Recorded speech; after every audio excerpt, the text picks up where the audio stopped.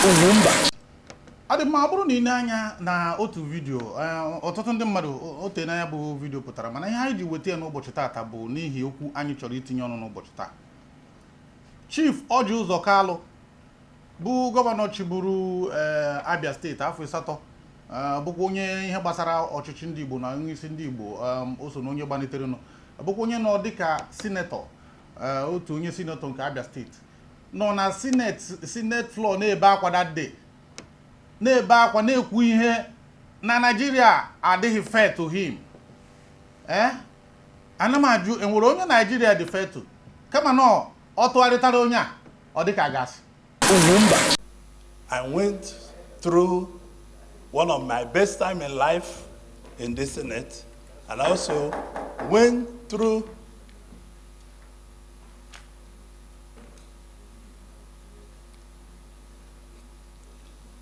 one of my difficult period.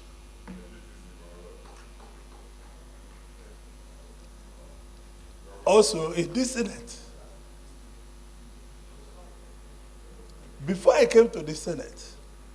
before I came into politics, I can buy anything body can buy. I'm not a thief.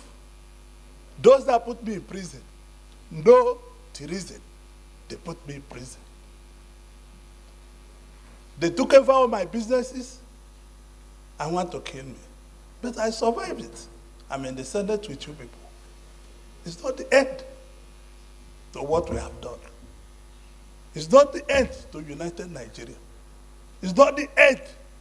to Brothers Keeper. But these senators I called were with me. I never lacked. When the PDP that I was governor for 2 terms was being formed, I brought every money they used in forming that party. Every penny in 1997 and 98. And I later became a thief. And people I gave transport money from my house in VI became angels. This is what Nigeria represents. I want to thank my colleagues for giving me these 4 years of uninterrupted support. Because this country is not fair to so many of us. UGWUMBA. I built this country, I employed 13,800 workers. People employ nobody, and nobody asks them their source of wealth. I have 3 factories in Lagos, Nigeria. I have 2 factories in Ota, build manufacturing. I have 3 factories in Aba, manufacturing, and I'm a thief. And people that cannot explain where their source of wealth come from, they are not thieves. I leave everything in the hands of God. May God be the judge. UGWUMBA. Video nke Igbo unu na-enene bụ ebe Chief Rochas Okorocha bụ gọvanọ chiburu Imo steeti afọ 8 zonara president ugboro one na one nọ na-ebe akwa na-ekpe ekpere ghọọ prayer warrior.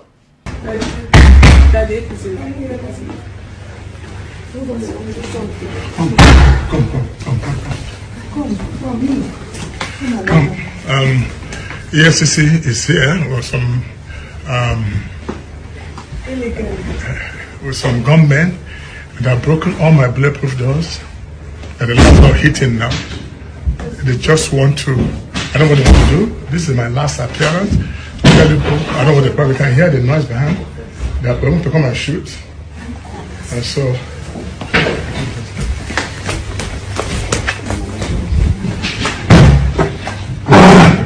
they are coming through the ceiling. They are breaking the ceiling. They are coming through the ceiling. Look at this. Look at this. There is somebody without any document. Look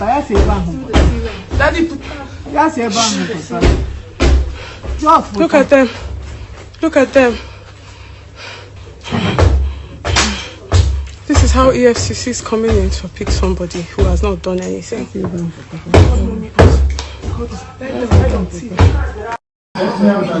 people, please come for my rescue. Come and help me, my Lord, my God. Come and help me, my Lord, my God. Come and help me, my Lord, my God. Come and help me, my Lord, my God. Help me, my Lord, my God. And come and help my Lord, my Lord, my Lord, my God. No. I thank you, my sweet God. Okay, thank you. Can I open this door? Don't you open it? No. As they're hitting that thing, they're just taking pictures.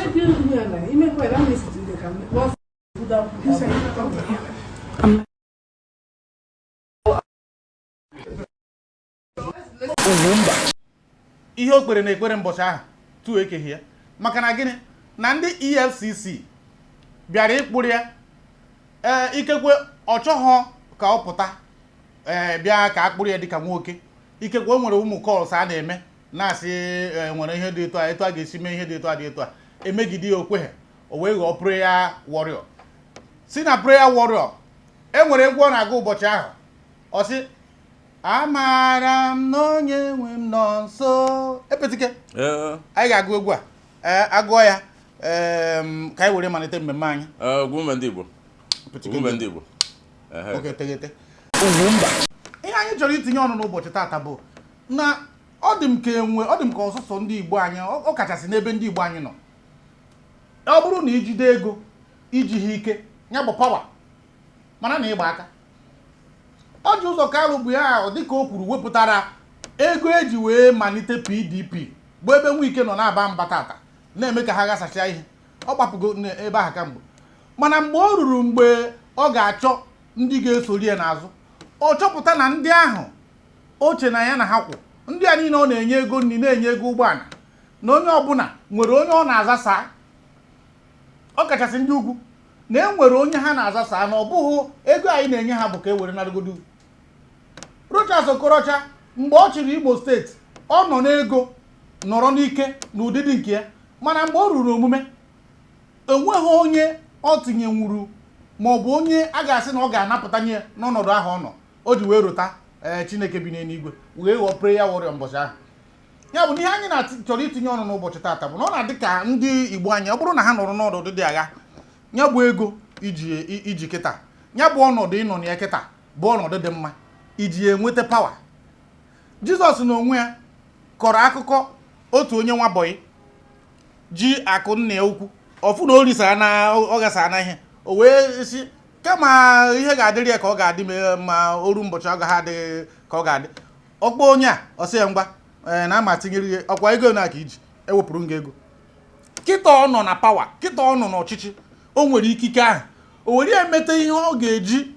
ọ ga-abụ mbọchị ọ ga-adị ka ọ ga-adị ka e nwere ndị ga-azụ ya ndị Igbo anyị enwere ndị na-enweta ụdị ahụ ya bụ ma economic power anyị ji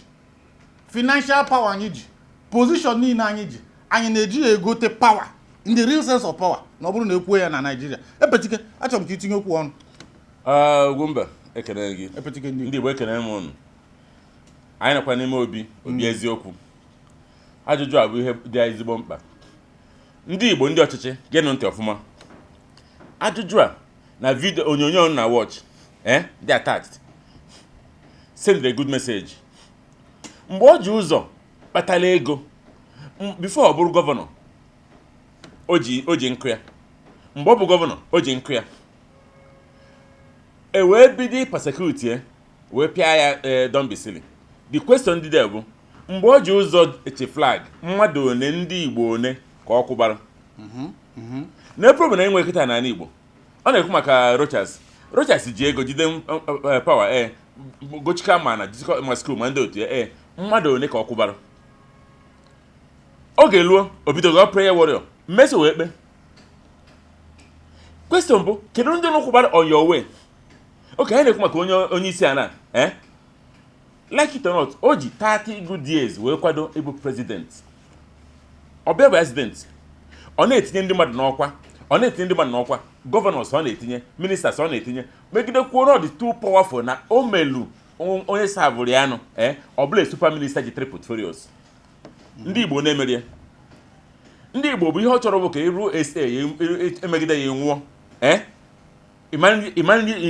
one plate na ịma nweta for instance ihe bụ ime obi eziokwu ka ịgwa nwe eziokwu Tinubu when he was governor na Lagos State ka Chris Ngige bụ governor na Anambra State so they are mates they are leadership mates. They grew together. When an ehe trouble on his way, we make it even as I be vice president or see no, or okay, iyo. Ngigena as labor minister as at that period. As labor minister, mmadụ one ka o empower. Ndị Igbo niile nọ n'ọchịchị ma ndị bugo ministers, mmadụ one ka o empower. Even nkịta aka a na-ekwu nke a ndị shọ, kele Igbo media unu nyegoro aka nye ha information ma nye ha ego ma say okay bịa Ugwumba nwoke ma ị na-atara ịkwọnụ agbagoro Christmas mba na Christmas jide ọnkwụ ya bụla arụ. Mana ndị obodo a na ndị Hausa na-akwado ndị be ha a na-eweta nobody mee somebody na-eke president si rigote ọchị ime police IG onye anya ọbụna onwe onye be ha rigote nnu ọtụtụ ndị niile nọ n'elu ka onye be wee gbagote ka o wee lụrụ position ya. Mana ndị be anyị onye ka gị nwa bụ serve go na police bụ DIG promote goro ma ndị na customs Ugwumba ike bụ eziokwu bụ na ọjịka na-ebe akwa ngige na-ebe akwa lochas na-ebe akwa besi mmụọ ya emebe mma egote tọwel ma ọ bụ sụọ nke mgbere chi ha wee fija anya mmiri ọmụ ya si ndo ichi tọwel bụ isi ndo mba tọwel ka ọ ga-abụ fitecha ka adịs ka mpacha ya wee kọsụ anya mmiri ahụ because the reason bụ that fahi eme ka ịrịgote na position help others reason bụ ọhụ iwu bụ na onye nyere ka enyekwara gị aka makwa nke ahụ o nwere ike na-edigote si na ndị Igbo onye mere ka ha hapịa maka ịnọ na pik mgbe ahụ ịpụọ onye nwe nyere ndị ọzọ ka nwere nyere nwa gị aka. Let me tell you something. Joseph ka ụmụnne conspire jide nwa amadi asị ka egbuo ya egbu asị mba na ọka m na-eleleta ego atụtụrụ Joseph lee ya lesa ndị slave traders Joseph narie after so many years ajụta ọnụgharịa ọ bụ prime minister maka o rijugo afọ akpọ egba ọ bụrụ prime minister ndị ụmụnne efe amaghị onye ọ bụ no most of you wee furu ụmụnne gị ha bịara datin o weta efere 12 si je betesara isi ndị a. But do you know what Joseph did? Joseph si ndị oyi ọbụla pụsịa ụmụnne ọmụ nwanne ụnụ nwoke na obodo dị na biko ebe ka nna m dị asa na jee kpọta ncha niile eji nye ha Goshen because he built a legacy. Ndị be anyị na-eme ndị be anyị onye nọgo na position asị na onye abụ prime minister maọbụ na onye minista maọbụ na onye abụ gọvanọ ọ kpọrọ ndị nke ha tii nso na mgbe Buhari chere ihe niile nọ around him bụ ndị ugwu o mere ọgarịa Tinubu adịgotego ihe nọ around him bụ ndị ugwu. Onye Igbo even commissioner of police bụ onye Igbo okwe na ndị na-nso bụ ndị abụ ụmụnne achị iwe n'ọrụ maybe ọrụ ndị customs mmadụ one ka ndị customs ndị Igbo kpọtara sị bịa ụnụ ya bịa na position aka nyere ụnụ aka ma ọ bụ nye gbasa ozi si na ihe dị etu adịkwa CBN mgbe nwanne ya nwoke bụ Soludo bụ gọvanọ CBN ọ tụrụ ndị Igbo tụtụ onye ọbụla aka ihe ọma na inwe first class mana Sanusi rigotere wee gosi anyị na CBN bụ osimiri atata na-eke ndị Hausa ego na-eke position eweta onye amaghị dafe ya enye ya director kpọrọzi onye Igbo tinye na control ya. Gịnị kwuru chọrọ jee na customs jee na police ifu ndị ọga amaghị dafe ha akpọrọ ndị Igbo tinye akụ ha asị igolen mana onye Igbo bụ ibe ọjọọ gị ote ya CV ote CV ovete ọsị gị na ha nyere enye ọrụ ahụkwa kana ma eju onwe anyị na-ese marginalization anyị na-ebuzo marginalize onwe anyị. So what about we saying I have I shed no tears for ndị isi anyị na-abụ makwa na imecha ị na-azụ ụmụ go most of them ha nọ na Nigeria ụmụazị niile ahụ ekpopụrụ obodo oyibo are not coming back. Ịkaba nka ịghọta ije kwa ịkaba nka ịghọta ije maka na all those people you step on their toes mgbe ịkabara nka ha ekunitebena ụmụ ha ekunitebena they will pay you back. Maka ọ dị mma epetike daalụ ịma na ihe na-eme ndị be anyị bụ ọ bụ nwa onye exactly kwa nyeri ya aka kịta ọ bịa karịa m mana ọ wụrụ eziokwu dịka i kwuru na mgbe ụfọdụ inyere ndị mmadụ aka mgbe ụfọdụ ọ bụ anụ emere ọgụ oburu ọhịa mana ama njinu mgbagbu wee ghara ọgụ maka na ọgụ ụfọdụ ha na-ekwu human capital development na-asọ ya n'ọnụ oyibo bụ onye abụ akụ na ụba kachasị mmadụ nwere ike inwe etu a ka ọ dị maka na onye ọbụla itinyere n'ọrụ itinye mmadụ 3 na 4 na 5 n'ọrụ enweghị ka ofu ma ọ bụ ọ ghara icheta mba adekwudi mgbe okwu ga-ejighị o adekwudi mgbe okwu ga-ejighị na mgbe ahụ ị dị ndụ na ị nwere ike ịnọrọ etu a isi onye a ngwa ga ebe dị etu a gaa were ihe a iruo gwa ha n'ọmụma ịmana enwere mgbe m chọrọ ibido program redio n'Enugu anọ etu a mụ na Chief Gregory Ibe nọ mgbe esi na-ekwe na achọrọ m ime ha na ọsị m ga-ekwu nsị na ọ ga-adaba na enego m ya o weru nọmba nye m nwanne Alice mmadụ eke ha nwere redio station n'Enugu si ọkpọ ya si na Ugwumba na-abịa amakwụrụ m na nwoke m onye mbụ nrute ozugbo ọsị m oke ọkwa Ugwumba na-eme ka m chọrọ ime na redio etu a ka ụzọ si mepe ya bụ na fon kọlụ mmadụ nwere ike imepere ụzọ n'ụwa mana ihe na-adị n'ime ya bụ ọ bụrụ na ị na-eze na ịma nyere onye aka na ịma nyere onye aka Rochas mgbe ọ bụ gọvanọ n'Imo steeti so ọ fụrụ ntutu taa na ihe ọ ga-emerịta bụ na ọ ga-enwoke ga-achịnata Imo steeti Chineke si na orube Hope wee pịawa ya azụ gbawa ya aka narịa nta narịa imo wee ghọọ gọvanọ even ọ ga-enwoke gbatara sekọnd ka ọ bụ gịnị ka ọ gbatara agasi na kọtụ kụpụgodi ya n'akụkụ wee tinye onye gbara fọt ya bụ na ọ na ndụmọdụ ka a na-enye ndị be anyị minista niile bụ ndị Igbo rụrụ ọrụ ha na Goodluck Jonathan rụrụ ọrụ ọ bụrụ na ha nwere ohere ahụ wee tinyegasịa ndị mmadụ na ọnọdụ dị agha nna anọrọ ebe a onye anọrọ ebe a onye anọrọ ebe a itinyegasị ha enwere mbọsị ọ ga-abụ ruo etu a asị mba n'ọkwa nna anyị ukwu bụ ha ọ bụ eziokwu na ụkwụ ejibeghị mana ka anyị gaa rukwe tata ndị mmadụ ka na-aga n'ebe e nyiri Buhari anyị makwa na Buhari na ntị na-eti anyị makwa na Buhari bịara gasa obodo mana ofu ihe ha o mere meta ọfụma bụ na ọkwụfụrụ nke be ha ahụ ọ sọkwa gị na-ekwu ntụ ekwu imo Buhari ga-asị ntị ha ji echi ebe ahụ Buhari ga-asị nọ okwu ha anya na okwu na ya bụ ya ma nke o ji dịka gasị na o ruru ndị be anyị bụrụ anyị na-eme ka anyị mete mba Goodluck Jonathan ruru na ga-arụ Almajiri skuul anyị na-enwere nke na-arụ ọrụ tata onye chụpụrụ ya ndị na be ha na be nne ya o mezighị ebe ahụ ọfụma ọ na-eche mgbe o ji bata sekọnd tam etu a ka ọ dịkwa anyị nwa bụ ndị Igbo na ọ na-abụ onye nọrọ n'ọchịchị etu a ochie na ụwa atọ nọrọ ya ụtọ chefuo na echi dị ime na enweghị onye mere ihe echi ga-abụ hapụ onye imerọ etu anyị nọ n'Ugwumba amaghị m ọtụ ndị mmadụ anyị nyere aka mana ndị anyị kwesịrị itinye na ihe na mana o megha na oche na o nwetago obere ike onye na ọfụ ọkụ etu a o buru pụọ ọ bụrụ nnụnụ a na-akpọ okere a bịara ịkụziri etu esi akpa akwụ ọsị mba hapụ ya na amụrụ m ya amụrụ ya ọkwa nke a mmiri wee zoo ezo wee fụ na onwe ihe ọma ya bụ biko na okwu anyị n'ụbọchị tata o kwesịghị ite aka kama na ọ na-ewute anyị na ndị Igbo anyị ada eji ọnọdụ ha enyere ndị ọzọ aka ọkwa ịma afụ ihe sewere okwu n'Ijipt mgbe Fero na-ama ha Josef bataziri n'ọchịchị o wee bụrụ na ndị Izrel anọgo ebe niile na onye goro ụmụnne ya aka tinyegasị ha dasiti ebe ahụ e nyere ha ha mezie ya ọfụma ọ bụrụ ebe a na-ekwu maka ya Chineke so na ama m ihe ọ na-ajụ bụrụ ịnọrọ n'ebe ahụ ịnụ na e nwere allocation a ga-emefu ihe ị na-achọ ka ị were afa ndị nwụrụ anwụ na ihe niile wepụta ya ka ọ bụrụ sụsọ gụwa na ụmụnne gị ụmụ be gị ihe si n'otu gị ịma nye ma ndị ụmụnna gị enwere onye nke bụ afọ niile ọkpụrụ efi pụtara ụmụnne ọ dabịakwa mitin ọgwụgwụ ihe ha na-eme na ụmụnna ọma mana ofu nnukwu ọgaranya amarụ anọkọta ụfọdụ ndị mmadụ si na ha esoghịzi ata ehi na ama ha ehi agwọtara n'ọgwụ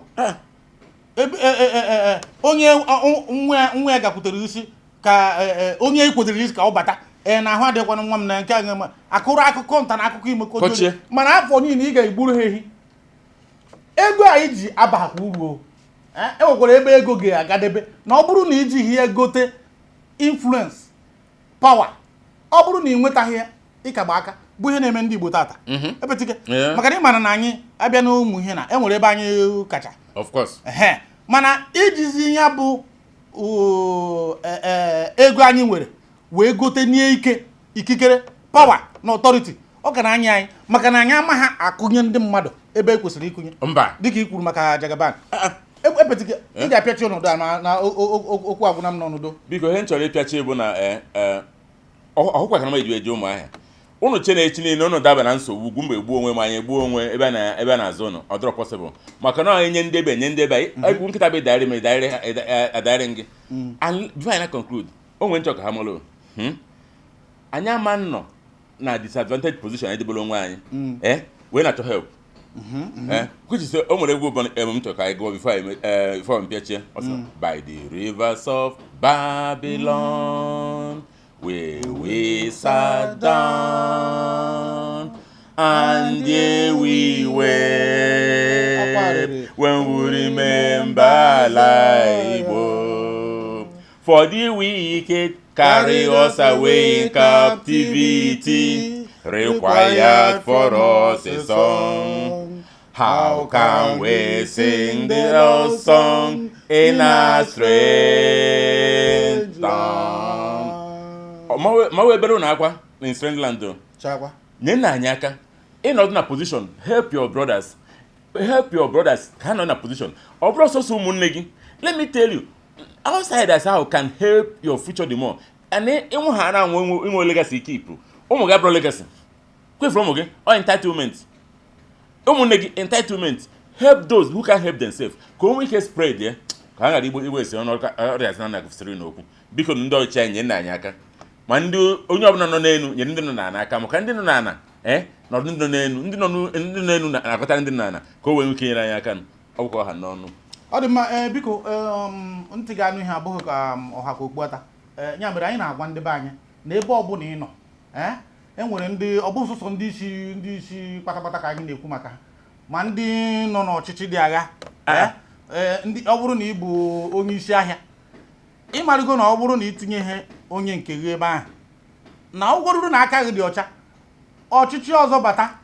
dịka ọchịchị na-ama ha Fero na-ama ha Joseph agụniteghị pịasịsịa gị ike e nwere ofu onye chiri na ofu ahịa dị na Lagos nwanne nwoke mgbe ahụ nna asị ọsọ mgbe ya na-eme mmemme dị ụtọ mbịa erute ebe ahụ nna nyere m ihe ndị ọzọ na-enye m ya bụrụ na ọma nkwe emegidezie ya ori ka ọ ritụrụ apịawa ya ụtarị ọsị m Ugwumba na-egwe ihe ndị a na-eme ya ka m mekwana gị eji m ego ka ama m polisi ka ama m gị unu mezie ya ebe ahụ ya bụ biko ọ bụghị sọ ndị ọchịchị ndị politicians ka anyị na-ekwu maka ihe anyị na-ekwu maka bụ onye ọbụla bụ nọ n'ọnọdụ inyere mmadụ aka ọ bụrụ na ị nọ na ịbụ lekchọra ị na-eche mgbe iji fụ ukwu nwa agbọghọ ma ọ bụ mgbe iji nakọsị ego nta na ego imo tupu ime ihe na onye nwetara maakị nye maakị ya aka ga-ebi gị n'ala mgbe na-adịghị anya ị ga-ha afụ na mkpụrụ ahụ ị kụrụ na ị ga-aghọrị ya bụ biko na ndị Igbo anyị na ihe na-enye anyị nsogbu bụ na anyị ejidego ego mana anyị ejighị ego ahụ eme ihe anyị kwesịrị ime gakwa jụọ Obi Kubana maka na ọ ga-agwa gị na mgbe ọ kwasịrị nne ya na akpụgharịrị ekpụgharịa ya ihe dị na o riri ego karịa